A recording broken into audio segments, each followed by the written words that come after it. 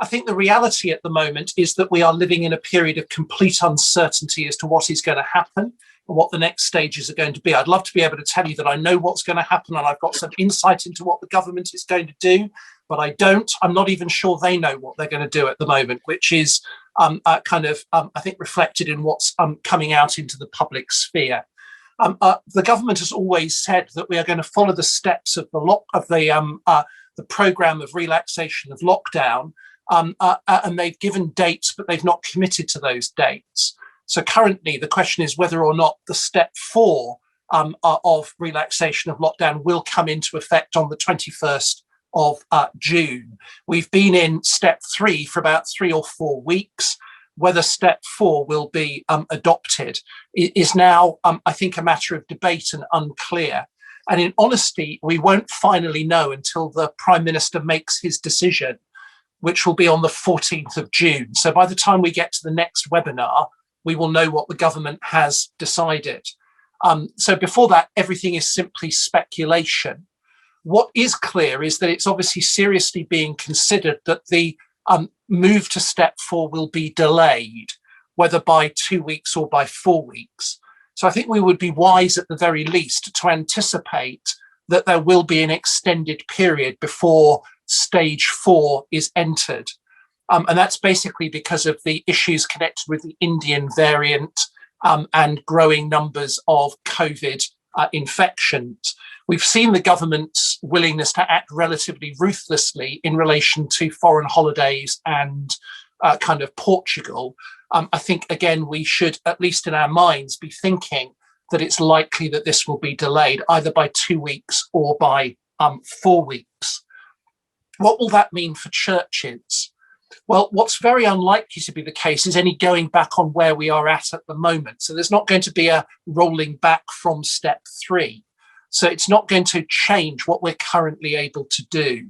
And I think it's worth recognising that for the practical impact of churches, the guaranteed main difference of moving to step 4, the only thing that was certain was that you would be able to mingle in groups bigger than 6 indoors. So that would have been the only practical implication of step 4 that's been guaranteed for churches. So that will be the element that will be delayed that we know about.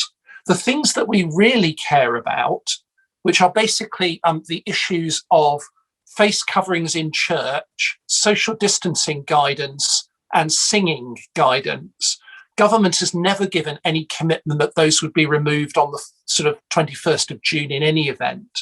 Now, we hoped that they might be, but there remains complete uncertainty as to what government is going to choose to do in relation to those things. But there was no guarantee that when the step 4 was entered, that the guidance and law would change in relation to those areas anyway.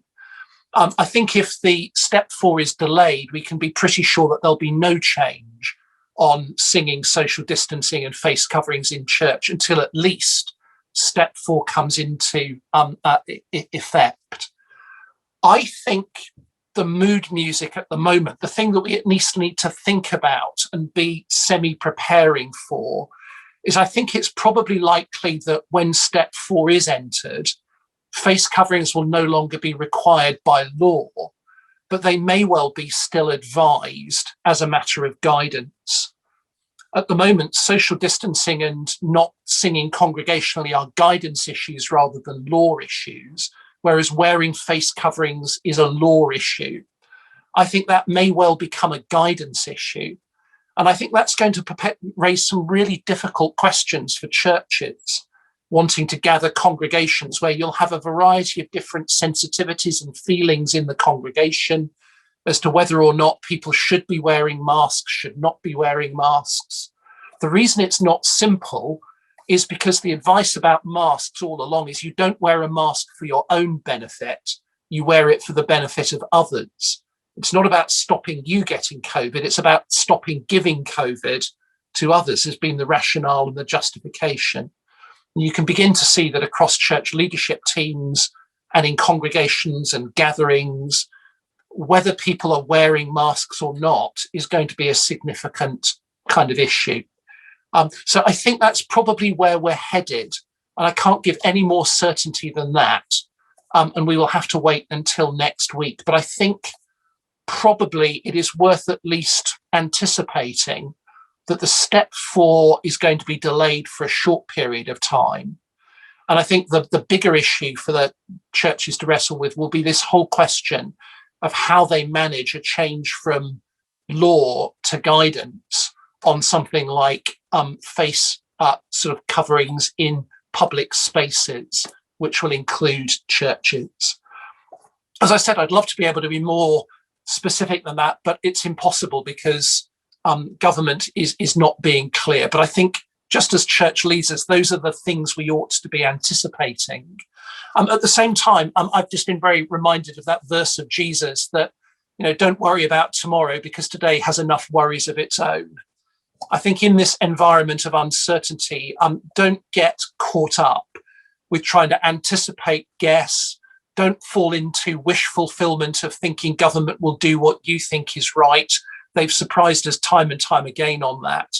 There is a sense at which we've got to live with this uncertainty, and nothing is going to solve that. And I think just Jesus' kind of encouragement to us not to worry, focus on today and making the most of what we can do today, and don't ruin today by the uncertainty of tomorrow, is actually really helpful counsel for us as church leaders as we navigate this time.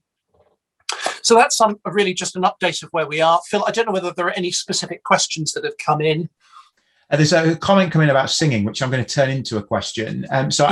Do we have allies with the amateur choirs? I mean, it would be untenable, wouldn't it, for amateur choirs to be allowed to start singing, but churches not do? And do you think there's been thoughts that amateur choirs would be allowed to start singing at step 4? So can we probably anticipate something similar when it comes into force? I don't know what government will decide, because they might, when they implement step 4, they haven't promised that. They might allow the gathering, but might control some of the activities a bit more. With amateur choirs, essentially what happened is that amateur choirs thought they were going to be allowed to sing, and then that was withdrawn at the last minute, basically because churches weren't allowed to sing or places of worship weren't allowed to sing. So they are certainly allies in that amateur choirs are extremely angry about the government's ongoing restrictions. But I don't think we should think that the evidence has been government has been treating amateur choirs better than churches. Actually, the history is that government dealt with amateur choirs by making them fit with what was said for churches and places of worship. So I don't think we ought to get into a persecution complex of churches being treated badly and amateur choirs being treated well. I think you're right. It would be unsustainable. I think it would probably be counter to the human rights legislation and freedom of religion if amateur choirs gathering to sing in numbers were allowed to do that, but churches weren't. So I'd expect the two to go together. There is understandably a lot of frustration on churches about singing, about, for example, seeing football gatherings and sports gatherings where people are singing. I think, again, that's understandable, but we have to remember that most of those things are taking place outdoors, not indoors.